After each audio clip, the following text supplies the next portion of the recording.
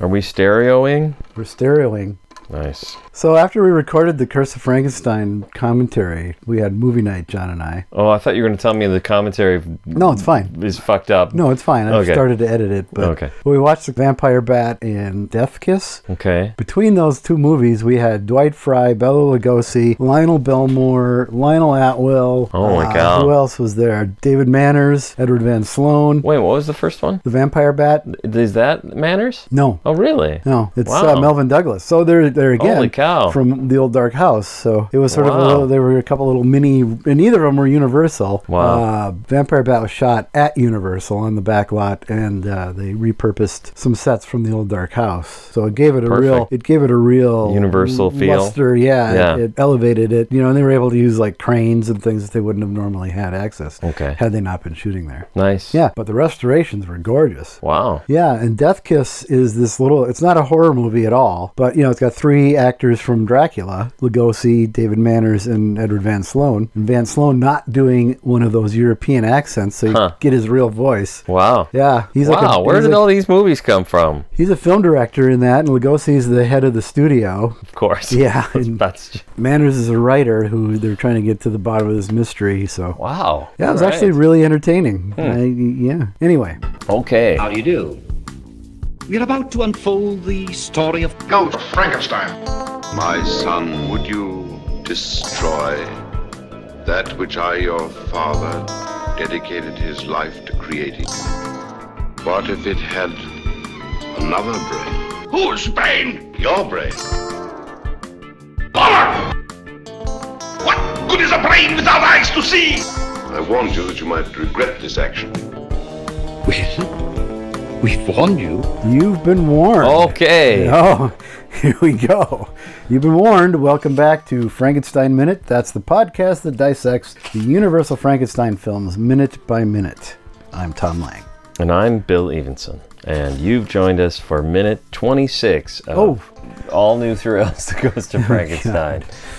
In which starts out with it's a clip from the Benny Hill show. I know, right? Mine first note is undercranked, but I think there's something. It's like every computer, every Blu-ray player, everything, every TV that streams from another room in my house plays things differently, and it didn't look undercranked any of the times I watched it at my house. I come to your house and it looks undercranked. Did that look undercranked? Yeah, it totally does. So you think it is? I think it is slightly. Huh? Yeah. No, I never noticed that until we just watched it. Because I watched it out there too. Out there on the new TV, and it looked that way. All right. Well, it must be then. Maybe it isn't. It's very, who cares? Whatever. It's very slightly. And it's one of those things where I think they're trying to give a sense of urgency and speed to something that didn't have it. Yeah. That's so there'll be like fight scenes in serials where they undercrank it.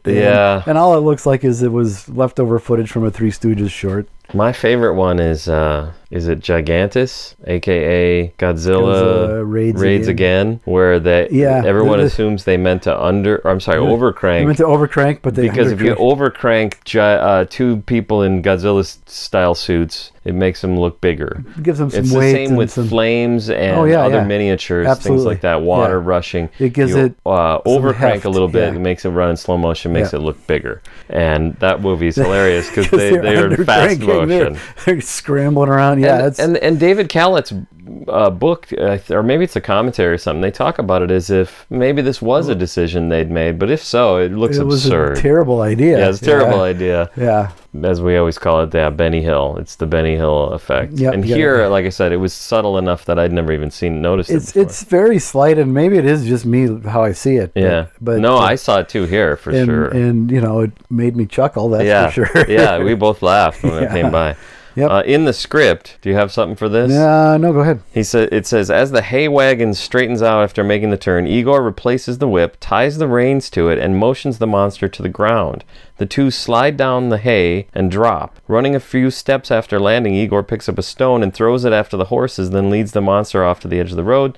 The two come to a hedge, part its branches, and exit through it. Point being, they send the cart off. He does something clever and interesting, and then naturally they cut it out. Yeah. And then they go behind a hedge and hide. Then another part is, constables and villagers pursue the hay wagon afoot and on bicycles. An old-fashioned car passes in chase. Yeah, I did see that. I think that's cute. Yeah. The cute little thing. Well, then it gives it sets it contemporary. Yes.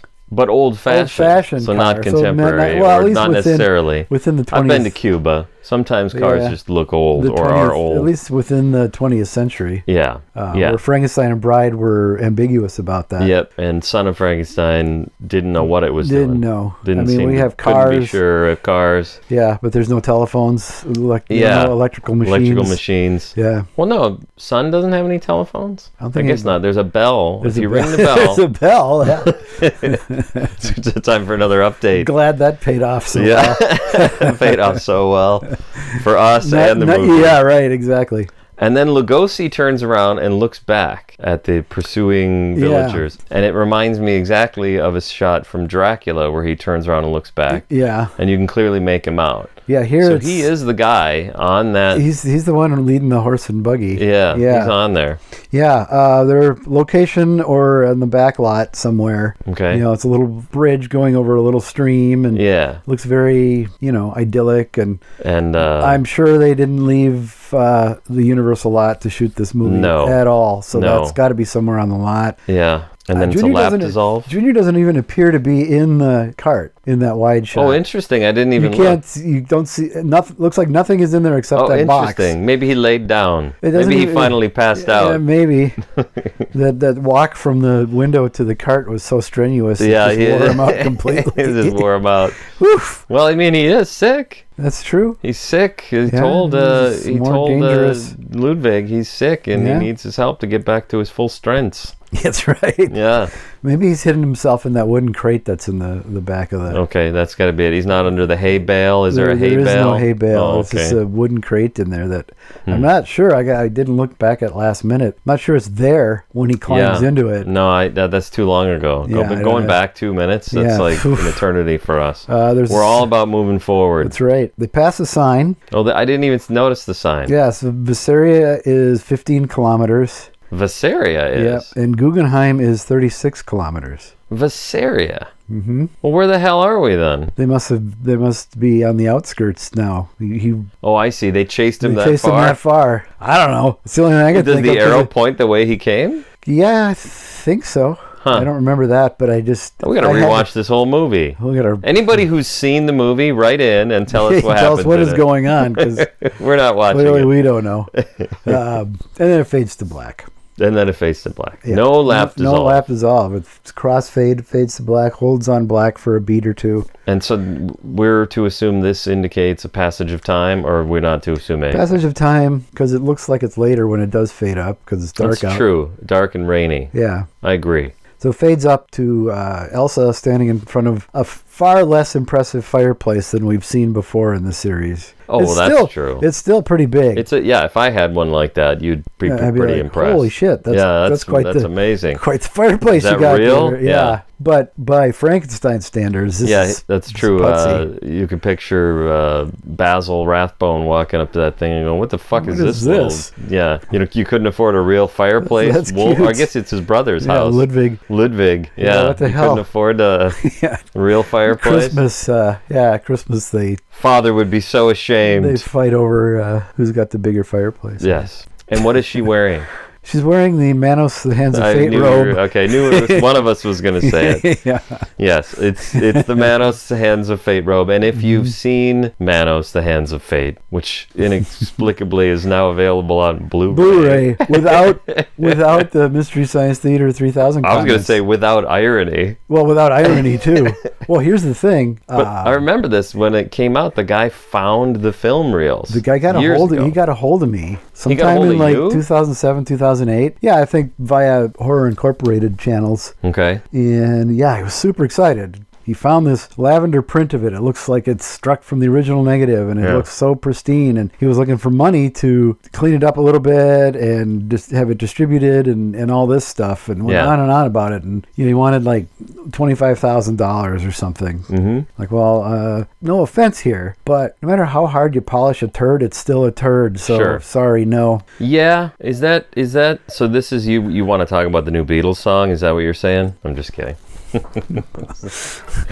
No, you don't think that's a turd? No, they did polish it quite a bit. But it sounds like a Beatles song. Yeah, I agree with that more than the ones from the from the 90s anthology sets. Yeah. I just thought I'd throw that out there. But it is a similar, I guess I'm trying to think, because people like to do this a lot. Like, everything's got to be all cleaned up and fixed up and replaced. And well, it's like when they did that Fathom events with the Mummy a few years back, and they added a different music and sound effects. Oh, yeah, right. But they didn't bother to take out the old ones.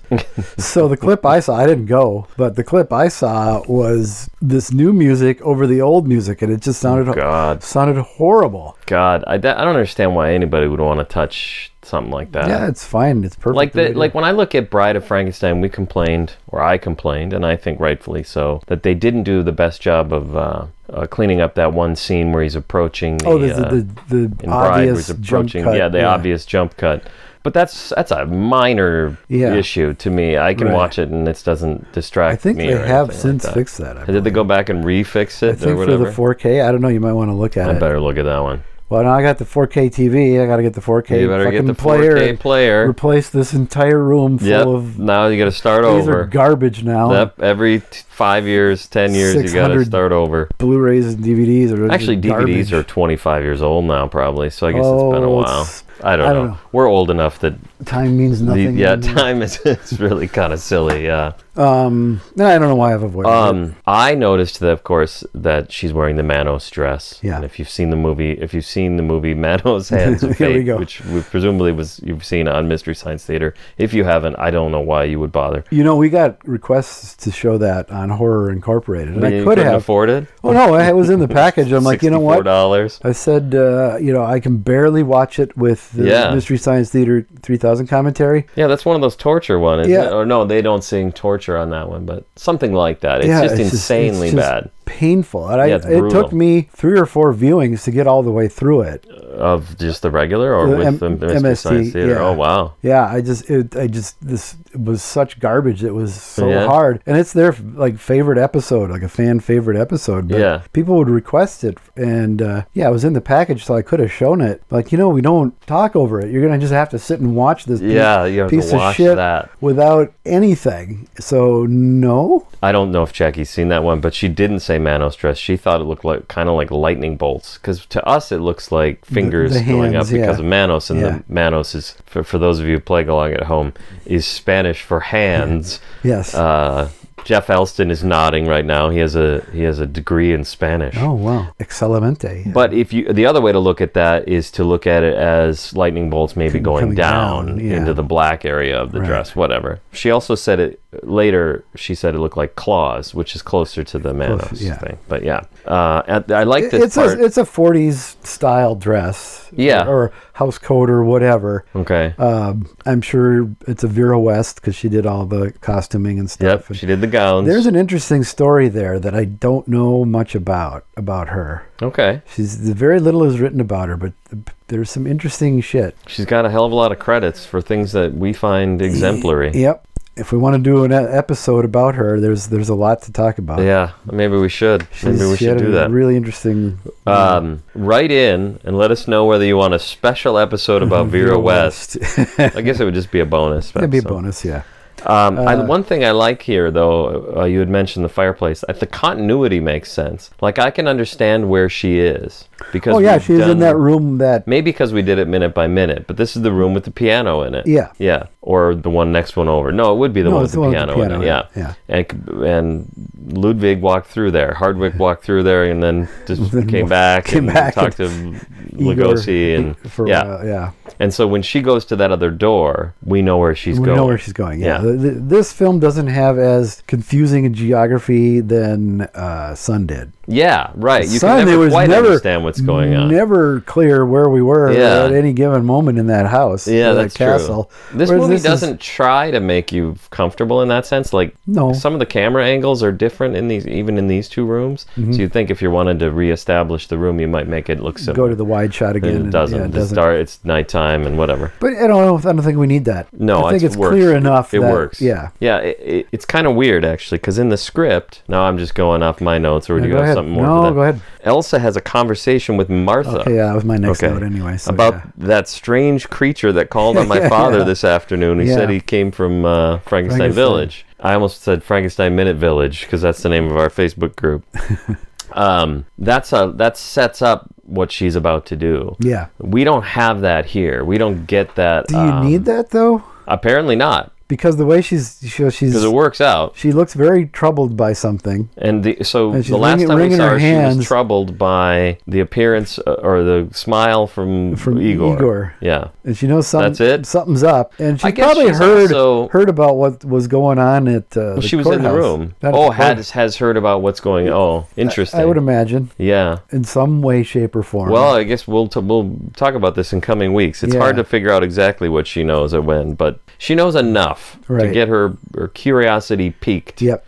And so she's got a piqued curiosity, and so she's gonna go and she crosses to the door very determined. It's right. And she opens it. The reverse angle. She enters not quite as determined. Okay, she's a little more apprehensive. A little more apprehensive. And either the kids are playing with the lights outside, or there's a storm going on. Yeah, it's because they just flash. Not a lot of The first, I think that's fine. When she first walks in, it just looks like someone's flashing the lights. Yeah. Then a few moments later, it looks like better. Yeah, it looks a lot better. So it looks like when we were kids, we would play with the light switches. And there you go. Uncle would yell at us for playing with the light switches. Or whatever. Yeah. So yeah. She enters the study. She goes over to the box. She turns on the gas light. She's got like a clicks it on. Yeah, is that supposed to look like it's electric. Gas lamp? No, I think it's electric. I'm sure it's electric. Crosses to the desk. Yeah, switches on the lamp. She finds a box and a smaller box with the key to open the larger box. But she doesn't care because it's already been opened. Yeah. Ludwig has just left the notebooks on his desk. That's where they were when we last saw them. That makes sense. Continuity makes sense. He was in a hurry when he left. Oh, absolutely. Yeah. That's not a criticism. No, it's good. Yeah, it's good. And there's a close-up of the diary of Baron Heinrich Frankenstein. Yeah. And you had went on in great length about how horrible it looked. The writing on it and stuff. I'm like, it looks fine. Okay, well, I didn't mean that. I meant, I don't know what I said. And so you said it looks like it was done astute listeners can go back. But there are 2 books. Yeah. And my personal memory, and I'm often wrong on these things, is that I was saying that Henry took great care to make a calligraphy-looking font on his.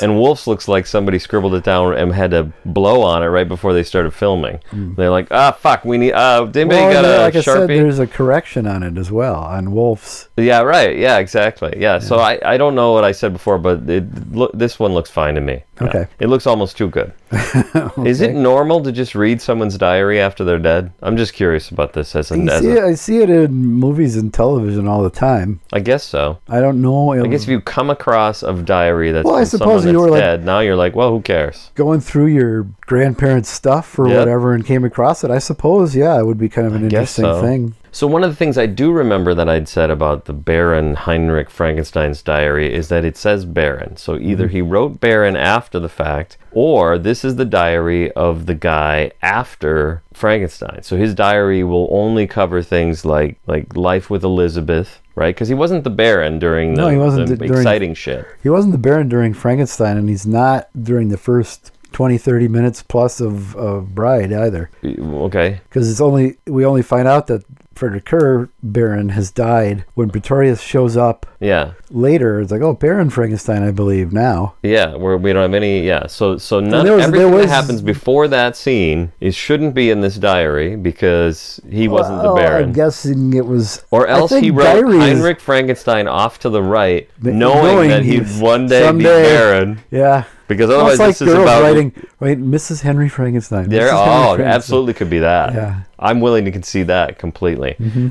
Or else this is about his life with Elizabeth, raising Wolf and Ludwig and enjoying retirement. Apparently, there's maybe sometimes being a dick to the burgomaster. There's a Frankenstein's daughter as well. Not part of the Universal canon, but there are 2 films that have Frankenstein's daughter in the title. Okay, Frankenstein's daughter is one of them. And Jesse James meets Frankenstein's daughter. Come on now. It's a great double bill with Billy the Kid versus Dracula. It's perfect. Bill one-shot Bodine's last films, I believe. Okay, all right. That's it for that. And that's what I got. That's all we got. She starts to page through it in the minute. Yeah, then the minute ends. Yeah, it's kind of nice that we get this introduction to what she's doing because we all know what's going to happen next week, but it hasn't happened yet, so we'll talk about it next week. Talk about that. All right, so. Any more questions, wise ass? That sound of Thom yelling something can only mean one or two different things. It's time for Any More Questions Wise Ass. Now, and brought to you by our Patreons. We can't do it without you guys. Right. And if you are interested, we have 2 tiers of Patreon. There's actually technically 3. You can just sign up and not give us anything if you want. You can just do whatever you want. But or you can click friend, for that, and if right? you're the friend, you get access to all of our bonus content, and you get every episode a day early. There's a newish tier called Wise Ass. I just went with Wise Ass. Although I'd like your suggestion. We can maybe change it. Was the VIP lounge? No, you just I said you do things for us. You do things for us. I kind of like that. Yeah, okay. Anyways, maybe we'll change it. But if you join up at the Wise Ass level, what happens is I take each minute. I do this for my own studies. Your own edification. I make a special video that has the number of the minute right on plastered on it. It's got the subtitles plastered on it, and it's whatever. So I send those out to that only people who are in that tier now, and they can comment. Well, and it's actually we actually had quite a few sign up for that. Yeah, we have had. Really surprised. You'd think we'd have more comments, but that's all right. We'll get there. All right. So Ruben says, "What is up with that dress? It looks like hands are grabbing her back on each side, and I'm not going to comment about the front." That's a good point. Yeah. So it is in that sense different than the Manos, because if you watch Manos, you could watch it several times and never even notice this thing. That it has he barely hands ever open. Yeah, that it has hands, because he has to actually open up his arms. Yeah, he has spread out. To do a Christ style spreading of his arms for you to see the hands. They do a skit where Joel has that's true, and it's feet on it. I forgot about the Joel feet. That's right. All right, so that was Ruben. And then Mike Herman commented, "Very Manosy." Yep, so there you go. Thanks, I guess Mike. everybody knew. Everybody knows what's going on. I think we're good for time, right? Because I got other comments we could talk about, but we could talk about them incoming. They're not for this episode. Oh, okay. So. All right then. All right. Follow us on all the different social medias before they bring about the destruction of our species and presumably the planet. Yeah.